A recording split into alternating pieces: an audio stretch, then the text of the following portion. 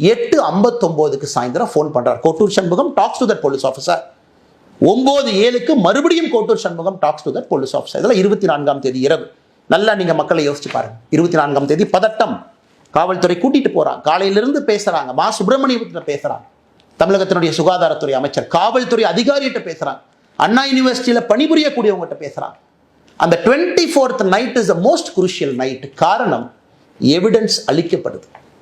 உள்ள போயிட்டு வெளியே வந்த ஞானசேகரன் எவிடன்ஸ் அளிக்கப்படுது. ஏன்னா இவங்க ரெஜிஸ்டர் பண்ண 11 செக்ஷன்ல, நான் புதுசாக அது பொருளை கலப்பினீங்க சொல்லல, தமிழகத்தினுடைய எஸ்ஐடி ரெஜிஸ்டர் பண்ண 11 செக்ஷன்ல ஒரு செக்ஷன் எவிடன்ஸ் அளிச்சதுக்காக ஒரு செக்ஷனை போட்டிருக்கான். அப்ப என்ன எவிடன்ஸ் அளிக்கப்பட்டது?